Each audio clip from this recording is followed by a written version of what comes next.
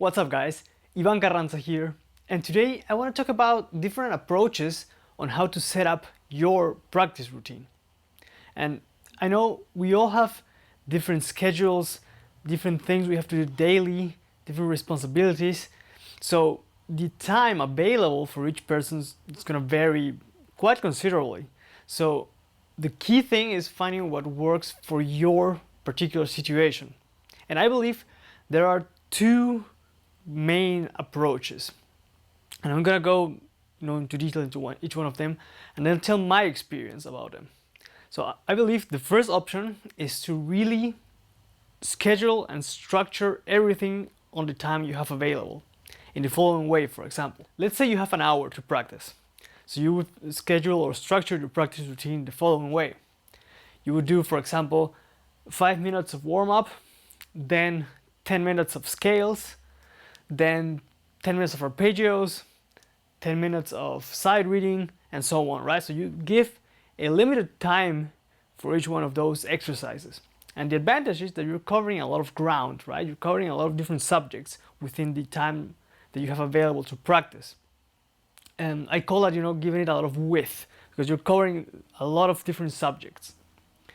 The other approach is one thing that helped me, and I got the idea from watching a video of John Petitucci saying that when he would practice, he would try to fix one problem during the practice session. So if you have an hour, like I said before, you would take that hour and just focus it on one area, right? Let's say you have you want to work with your scales, for example. So you just focus 1 hour on just doing that. Now, both approaches have advantages and disadvantages. If you're covering a lot of width, like with the first method, you get the advantage that you're reviewing a lot of different subjects. So you're moving forward with your practice, with your skill in several different topics at the same time. The disadvantage is that you might be spreading yourself out too thin. You're covering only the surface of each one of the areas. The advantage of the one subject method is that you're focusing all your energy and all your time into one subject, so you can go into a lot of depth. The disadvantage is that you're only covering one thing, right? Now, what works for me, I've noticed, and what I still do today, is the second method.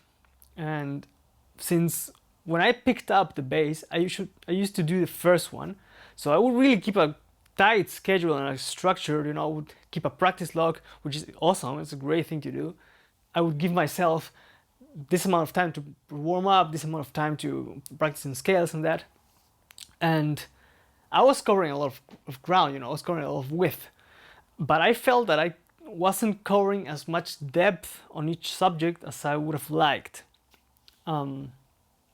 And then I watched this video about John Petitucci, and then that changed my approach to try the second one, and my playing improved because I could go into much more detail in each one of the subjects. And to balance things out, what I did was that if I covered one thing on one day and it went good, for example, the next day I would either review it only quickly and then move on to something else, or keep working on it and then kind of weighing out and balancing the other areas. I would do one day I would work on, for example, playing grooves using pentatonic phrases.